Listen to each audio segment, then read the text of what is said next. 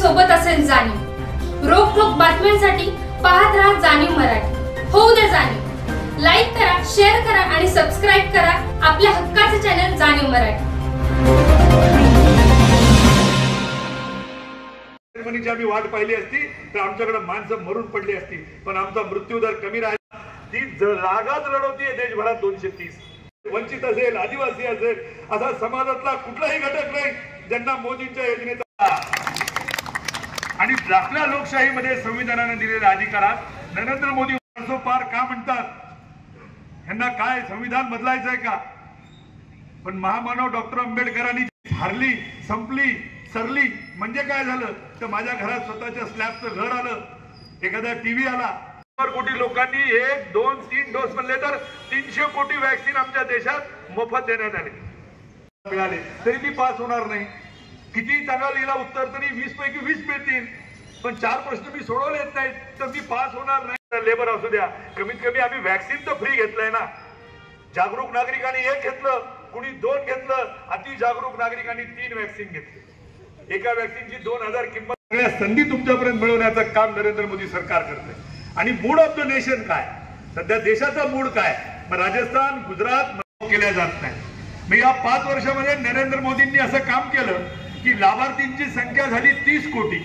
मग 2019च्या निवडणुकीमध्ये परत नरेंद्र मोदींच्या नेतृत्वात जेव्हा निवडणूक झाली तेव्हा भारतीय जनता पार्टीला प्रो इन्कम्बन्सी म्हणजे सरकारच्या बाजूने जनतेने कौल दिला आणि मतदान झालं 23 कोटी आणि जागा मिळाल्या 303 कोटी। आता 2024ला ही लोकसभेची निवडणूक होतीये। सरत्या लोकसभेच्या सभागृहामध्ये नरेंद्र मोदींनी घोषणा केली, आपकी बार 400 पार। एक देशाचा पंतप्रधान, एक G20चा अध्यक्ष, जगामध्ये ज्यांना सगळीकडे ओळखला जातोय असा माणूस उगीच एखाद्या सभागृहात उठून आपकी बार 400 पार म्हणणार नाही।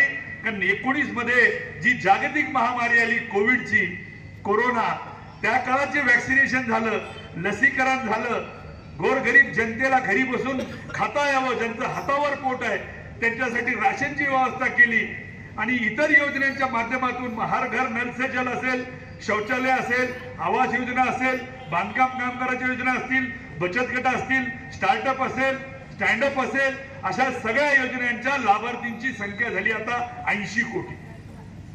आता हे 80 कोटी लोक जेव्हा मतदानासाठी बाहेर पडतील, भारतामध्ये 97 कोटी मतदार आहेत एकूण, त्यापैकी 60 कोटी 58 कोटी लोक मतदानाला बाहेर पडतील।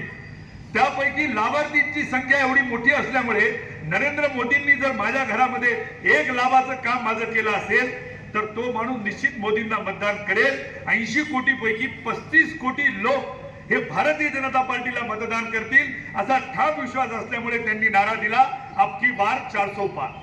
अधिकार आम्हाला दिले, या बोटावर शाई लावून मी मतदान केंद्रात जाऊन मतदार म्हणून एखाद्या राजाला जन्म घालू शकतो आणि नको असलेला रावण पाडू शकतो। तेच संविधान एक सामान्य माणूस म्हणून मला त्या राजगादीवर देखील बसण्याचा अधिकार देतं। हे उपकार आमच्यावर महामानवांनी केले ते आम्ही कदापि विसरणार नाही, त्याच्यामध्ये कुठलाही बदल होऊ शकत नाही।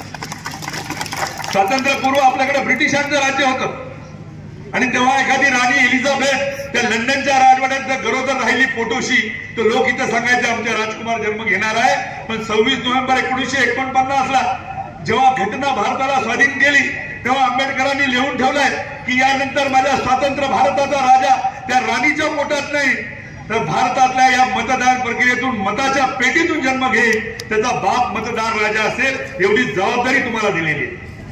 त्याच्यामुळे हा विषयच नाही, हा विषय काढून काँग्रेस सारखे पक्ष ज्यांच्याकडे बोलायला नाही, ज्यांच्याकडे योजना नाही, ज्यांना सांगण्यासारखं काय उरलं नाही, ज्यांच्याकडे नेता नाही, नियत नाही, नीती नाही, असे लोक हे अफवा करतायत। आणि दुसरी अफवा काय करतात, मुस्लिम बांधवांना घाबरवायचं काम करतात। अरे तुम्ही आणि आम्ही एकच आहोत, हजारो वर्ष तुम्ही आम्ही इथेच राहतो, तुम्ही तुमचा जमीन जुमला, आमचा जमीन जुमला इथेच आहे, तुमच्या आमच्यात कुठलाही भेद नाही। मी ज्या गावातून येतो माझ्या शेताला लागून मुस्लिम बांधवाचं शेत आहे, राष्ट्रीय महामार्ग आमच्या शेतातून गेला, मला 4 लाख रुपये गुंठा जमिनीचे पैसे मिळाले। माझ्या बाजूला माझा मुस्लिम भाऊ आहे त्याला 4 लाखच मिळाले, पण मुस्लिम आहे म्हणून त्याला 2 लाख गुंठा मिळाला नाही। किंवा साताऱ्याच्या हायवेवरून जाताना माझी गाडी गेली, मला 90 रुपये टोल आहे आणि मुस्लिम बांधवाची गाडी गेली म्हणून त्याला 200 रुपये टोल नाही। एमईसीबीचं भाडं 7 रुपये युनिट मला आहे, तुम्हाला 7 रुपये युनिट आहे। उलट तुमच्यामध्ये असलेली गरिबी, तुमच्यामध्ये असलेला अशिक्षितपणा, काँग्रेसने आजपर्यंत तुम्हाला कुठली योजना दिली नाही, कुठल्याही योजनेचं गाजर देऊन सातत्याने तुम्हाला गरीब ठेवण्याचं काम ज्या काँग्रेसने केलं त्याच्या विरुद्ध काम नरेंद्र मोदींनी केलं। मग हर घर नल से जल असेल, प्रधानमंत्री आवास योजना असेल, बेवा फंड असेल, कामगारांना मिळणाऱ्या सगळ्या सुविधा असतील, ह्या सगळ्या मुस्लिम बांधवांना जास्तीच्या मिळाल्या, कारण तो समाज गरीब राहिला होता। त्यांच्या बरोबर आहे, कायम राहणार आहे। आणि हा इथला मुस्लिम समाज कुठलं पक्ष बघत नाही, फक्त बघतो उदयनराजे भोसले, शिवेंद्रराजे भोसले। आणि येणाऱ्या 7 तारखेला सर्व मुस्लिम समाज उदयनराजे भोसलेला भरपूर मतदान करणार। 4 तारखेला आपण आवर्जून ह्या रॅलीमध्ये 4 जूनला यावं मिरवणुकीला, ही आमची एक आग्रहाची विनंती आहे। आणि आपण सगळे